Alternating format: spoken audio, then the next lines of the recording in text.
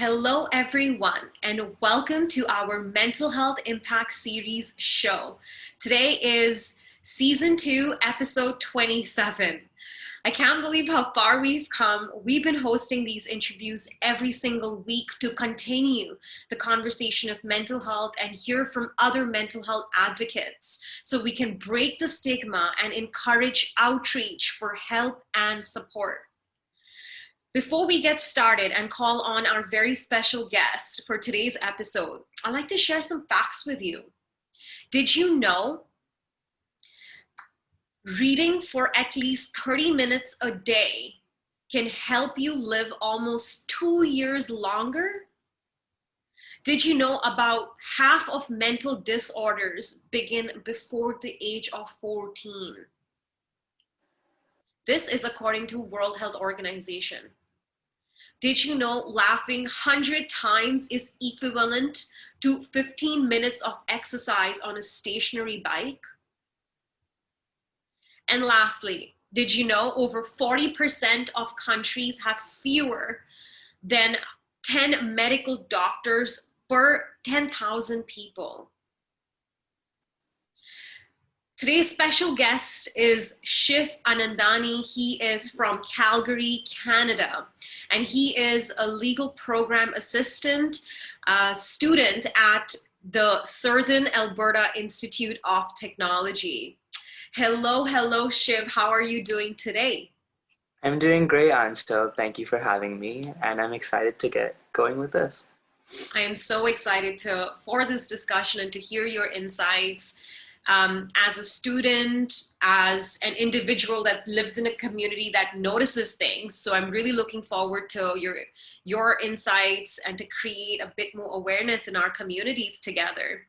So why don't we get started today, Shiv, with talking a bit about your journey that brought you here today?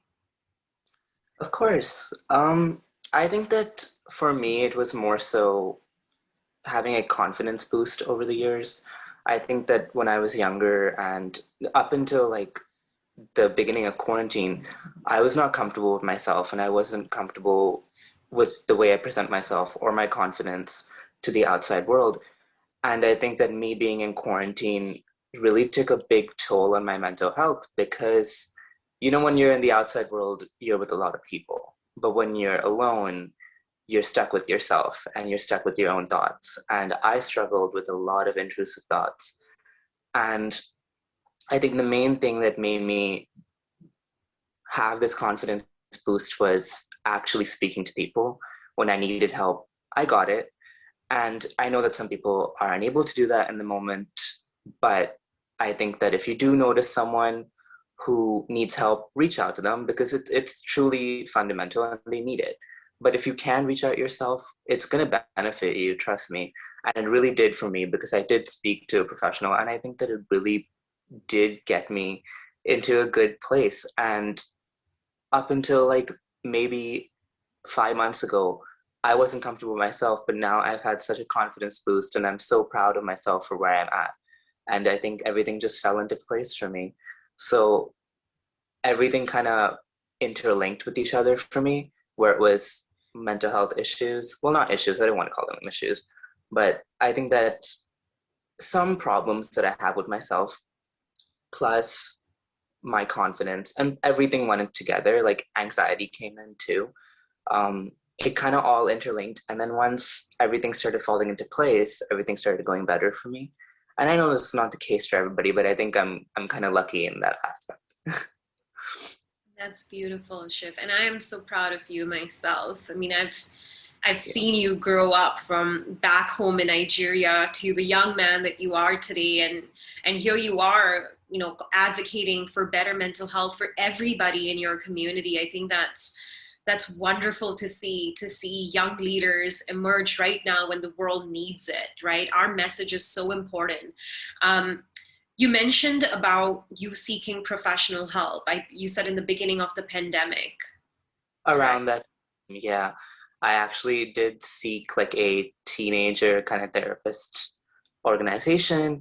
And I spoke to a lady who was she was like a professional. I wouldn't say she was a therapist, but she did really help me for about like 2 weeks. And I think that, yeah, 2 weeks is a really short time, but it did get me to a good place in some way because she kind of gave me clarity on what I was feeling. And I think that when you do speak to a professional, it's good because they have knowledge on it, and I was so happy after that because I felt like I knew what was going on with me because uncertainty is the one thing I hate. Like I absolutely hate uncertainty because I like to know everything that's going on in the moment. So when I didn't know what was going on with me, I was very, very scared about it. But when I knew that, this is a natural thing and it's not unorthodox and it's not taboo, which some people make it out to be, I felt better. And I think from there, I just had to climb up and I felt better afterwards. That's wonderful. Shiv, how did you motivate yourself or get to that space where you were like, I think professional help could help me and I want to pursue it for myself and my well-being? Like what encouraged you and inspired that action? I think it was more so seeing how I hadn't really discovered things about myself. And I was like, okay, clearly me not being alone with myself is not helping me. So I do need to actually see what it's like. So I spoke to a few friends and they actually recommended the organization to me. And they were like, oh, we also felt the same way. You should speak to them.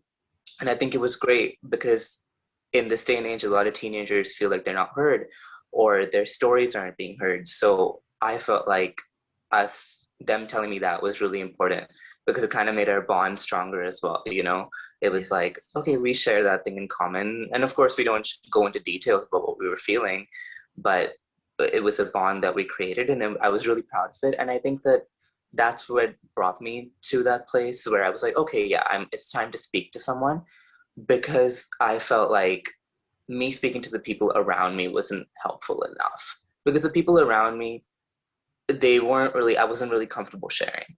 Mhm. So me going to a different place was what felt like the right option at the time. Beautiful. And you mentioned that you are still a student at university right now, right? If you don't mind me asking, Shiv, how did the onset of the pandemic impact the students in your university? Like, how did your lives change? Or Well, was there any change? oh, sorry. Sorry, or was there any change? Um, I'm starting university in the fall. I was in high school in the beginning.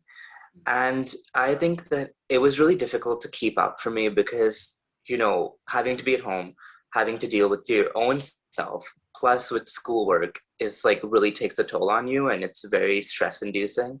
So I had a slip of grades at one point, but then at the end, it all picked up again.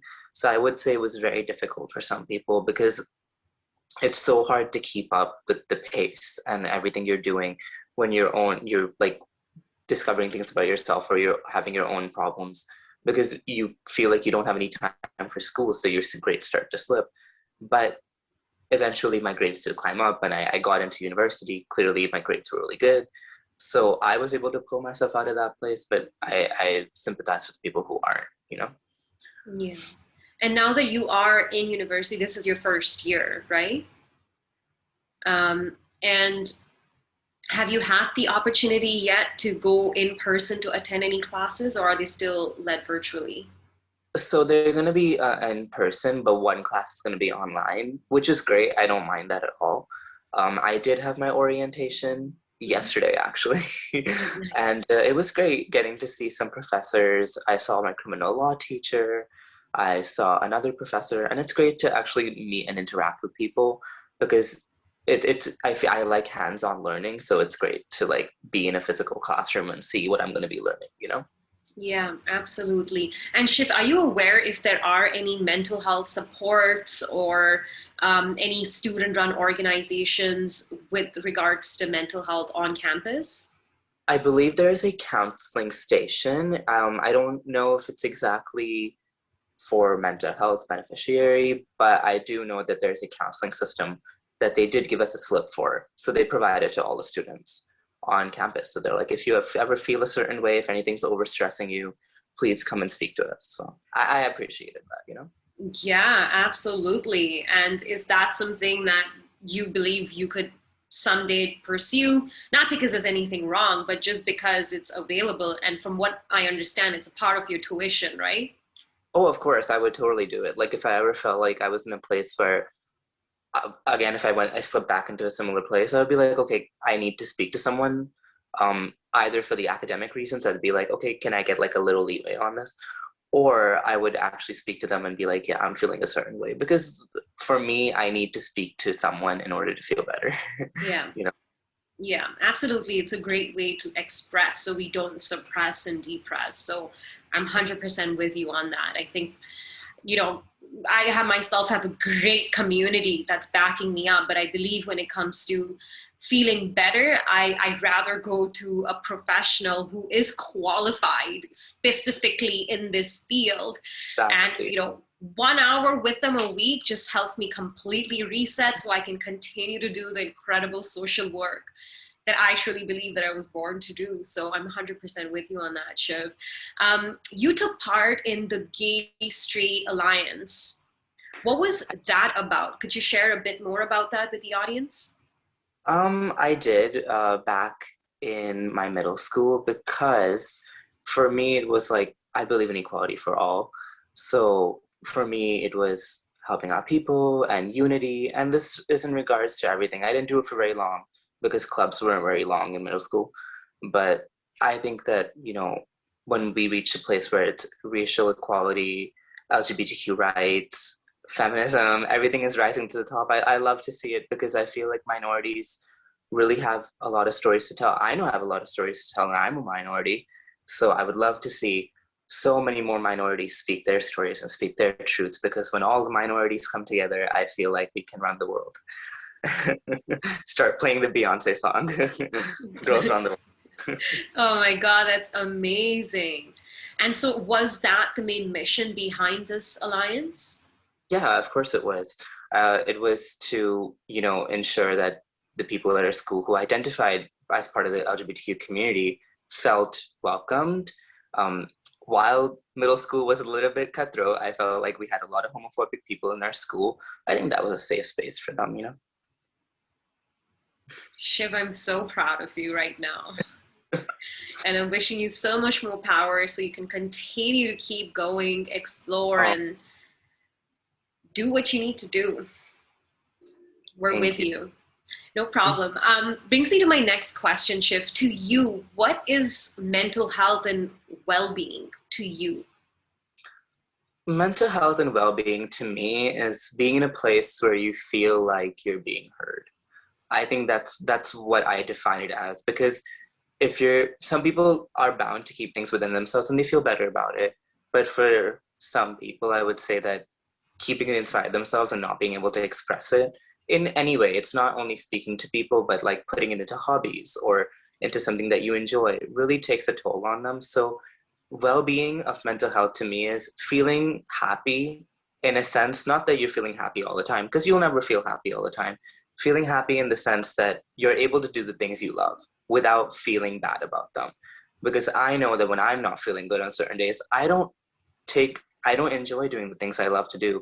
I am a very spiritual person. I don't enjoy being spiritual that day, or I love to draw and I don't love to draw that day. So well-being of your mental health is, to me, described as actually enjoying the things you do without feeling weird or down about them. Mm-hmm. That's really well said. And so, how can, or rather, what changes, Shiv, you would like to see in the way someone responds to someone who's experiencing mental health challenges, or how they access resources that are available? I want people to be more accepting and to not judge other people for their experiences, because I think that's the biggest issue we have, especially coming from like an Indian household. You know how this is, right? Like when you're in an Indian environment, mental health is never spoken about. We always like talk about physical health, but when it comes to mental health, it's not brought up, and there are a lot of really awful words used in when we're talking about mental health, and you know exactly which words I'm speaking about this sentence. So I think that the main issue is we need to make sure that people are educated so they don't judge others. So if a person is sharing their experience with you, don't butt in, let them speak. Let them talk about their experience. And then afterwards, do not judge them on it. But if you do have questions, you can ask. And if they're not comfortable answering, just leave it be. Because the last thing you want is for someone to feel like they're being attacked or you're pressuring them to answer. So whatever they're comfortable with, go with the flow for them. Because at the end of the day, it's their experience that they're telling you. So you should be grateful that they're even trusting to tell you, right? So make sure that you're being calm and kind and you're listening to them. And don't over pressurize them to tell you something because that's just not going to get you anywhere. And that might bring them into a worse place. So just calm, silence, and I think that will help them. That's beautifully shared. Thank you for sharing. That's almost like a methodology, right? And if people can follow that, like I truly believe that we could create a space, a non-judgmental, open, and a safe space for the other person to share. And like you said earlier, whenever you do end up talking to someone, it helps you feel better. Of course, yeah. Yeah. Okay, so what is the process? What is the process like for someone who is going through a challenging mental health condition? The process, well, two ways. I think the first process is actually, you know how they have like the 5 stages of grief, where it's like acceptance and stuff. I think that you need to accept at some point that there is something like not wrong with you. That's mean to say. I think that you need to accept that you are feeling a certain way and you need to help yourself in a certain way because you need to be able to love yourself. I always say this, and I get this from a TV show, but if you don't love yourself, how are you going to love anybody else, right? Mm-hmm. So you need to be able to love yourself. You need to be able to accept that you need to find a way to help yourself in some way or another, no matter what it be. It can be taking professional help. It can be speaking to the people around you. It can be immersing yourself into a hobby, something you enjoy, but get into a space where you feel comfortable with yourself.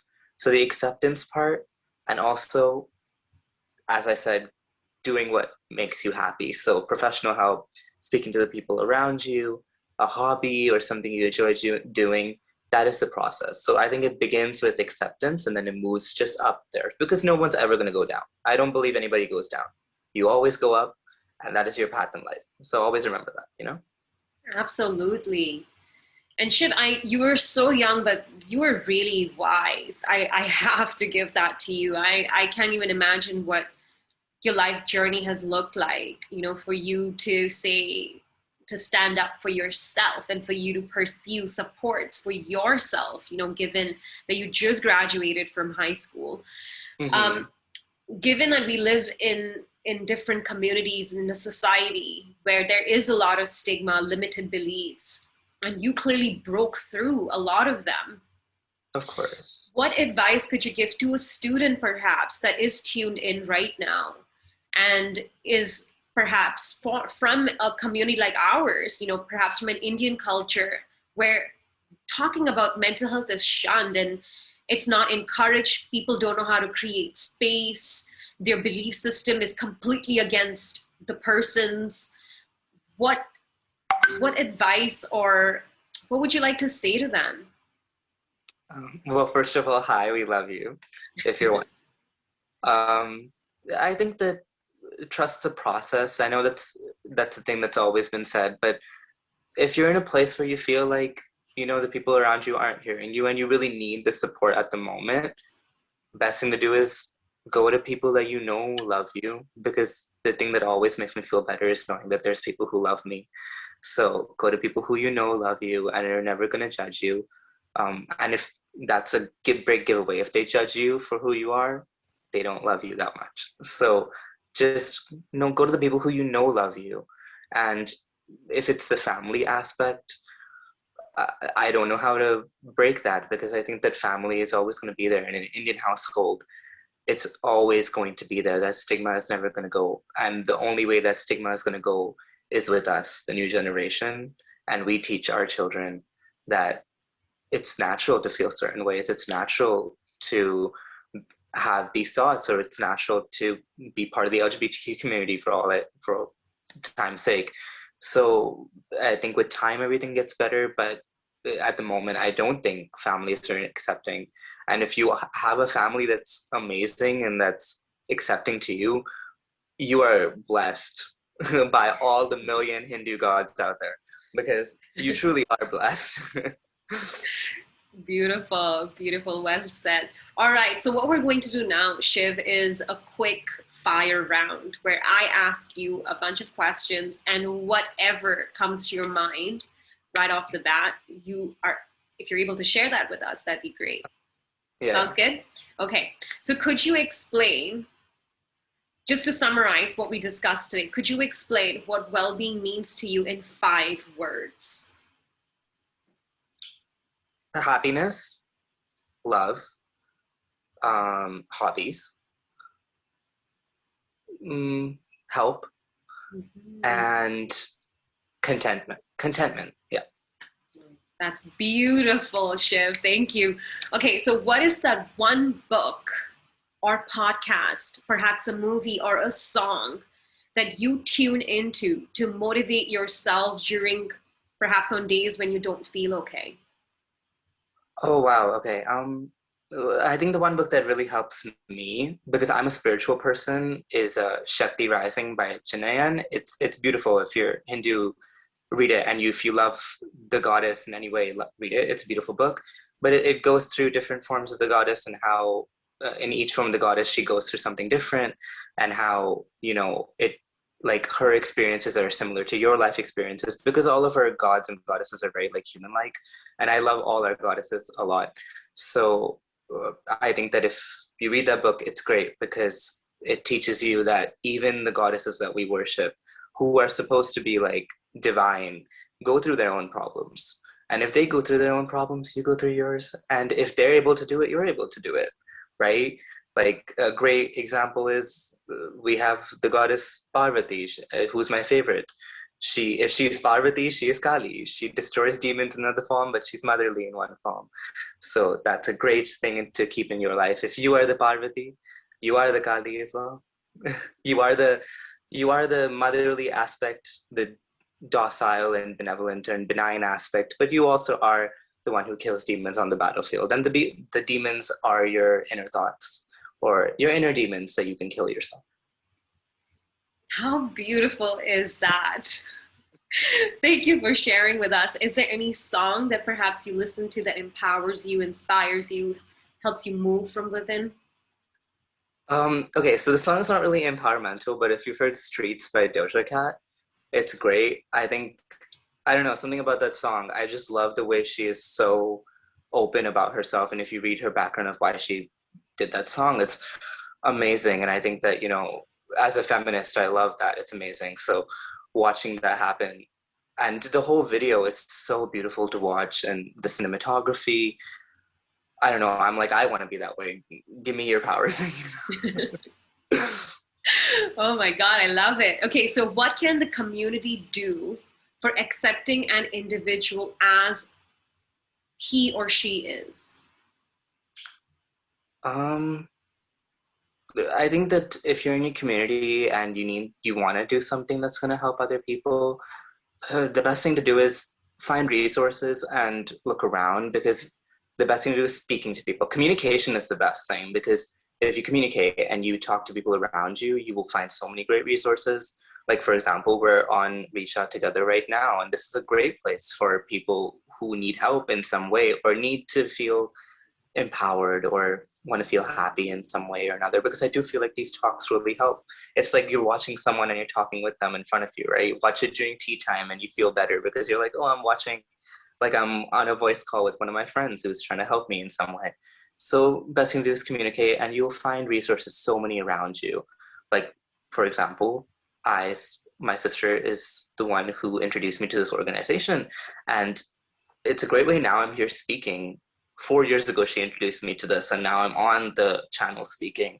So clearly, if you communicate, you find a lot of resources. Trust me. Love that, Shiv. Ask, ask, ask. Love it.